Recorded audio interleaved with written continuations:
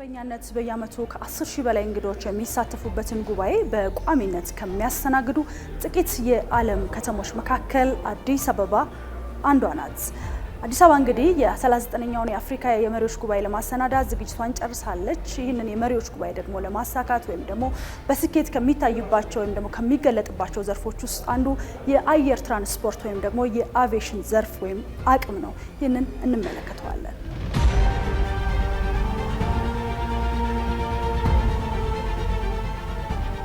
በአዲስ አበባ በየዓመቱ የሚካሄደው የአፍሪካ ህብረት መደበኛ የመሪዎች ጉባኤን በአማካኝ ከ10 ሺህ በላይ ከውጭ የሚመጡ እንግዶች ይሳተፉበታል። አምና በዚህ ጉባኤ እንግዲህ ከ12 ሺህ በላይ ከውጭ የመጡ እንግዶች መሳተፋቸውን የውጭ ጉዳይ ሚኒስቴር መረጃ ያመለክታል።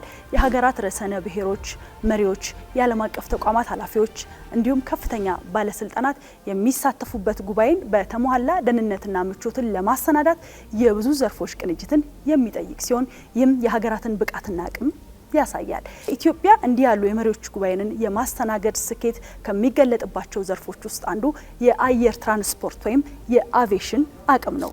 ይህም የአየር ክልል በረራ ደህንነት፣ የአየር ትራፊክ ስልጠት፣ አውሮፕላኖችን የማሳረፍና በቂ የማቆሚያ ቦታ ወይም ፓርኪንግን ማዘጋጀት፣ የጥገና አገልግሎት የመሳሰሉትን ያካትታል። በተለይ በህብረቱ የመሪዎች ጉባኤ ለመሳተፍ የሀገራት መሪዎችን ይዘው የሚመጡ ፕሬዝዳንታዊና ልዩ በረራዎችን ማስተናገድ ዋነኛው ነው። ለአብነት በባለፈው ዓመት ለህብረቱ የመሪዎች ጉባኤ 57 ልዩ ፕሬዝዳንታዊ ወይም ደግሞ ቪአይፒ በረራዎች ወደ ኢትዮጵያ ተደርገዋል። እኚህ በረራዎች የሀገራት መሪዎችንና የዓለም አቀፍ ተቋማት ዋና ኃላፊዎች የተጓዙባቸው ናቸው። ልዩ በረራን ማስተናገድ አውሮፕላኖችን ከማሳረፍና ከማስነሳት በላይ የራስ የሆኑ አቅሞችን እንደ ሀገር መፍጠር ይጠይቃል። በልዩ በረራ የሚመጡ አውሮፕላኖችን ይዟቸው የሚመጡ መሪዎችም ወይም ደግሞ ባለስልጣናት በስብሰባው ተሳትፈው እስከሚመለሱበት ድረስ በአዲስ አበባ ቦሌ አውሮፕላን ማረፊያ ከ2 እስከ 5 ቀናት ይቆያሉ።